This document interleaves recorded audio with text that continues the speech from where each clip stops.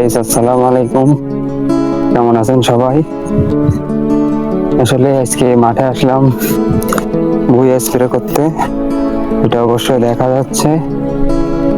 আর যে ভিউ, মাশাআল্লাহ, এক কথায় অসাধারণ ভিউ, যেটা বলে বোঝানোর মতন না। আকাশ কালো মেঘে ছাওয়া এবং সূর্য মেঘের মাঝখান দিয়ে উঁকি দিচ্ছে আমাদের দিকে। ভুঁইতে প্রচুর ঘাস হয়েছে, যার কারণে স্প্রে দিতে আসা।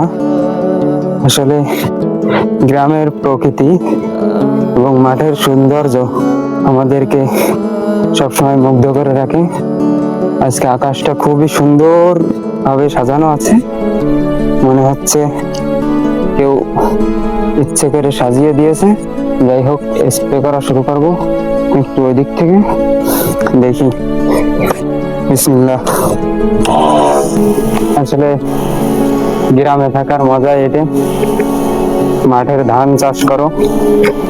আসলে যে মেশিনটা নিয়েছি এটি হচ্ছে চাইনিজ মেশিন, এটা স্প্রে করার জন্য।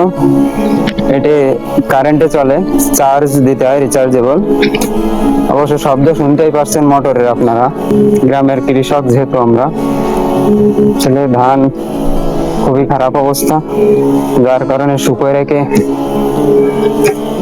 স্প্রে দেওয়া লাগছে। আকাশের ভিউটা, ও মাই গড, আসলে দেখার মতন কিছু। আসলে আজকে বিকেলে যদি কেউ বাড়ি থেকে না বের হয়, তাহলে এগুলো খুবই মিস করবে। দেখি আকাশ কেমন ভাবে আমাদেরকে উৎসাহ দিতে পারে।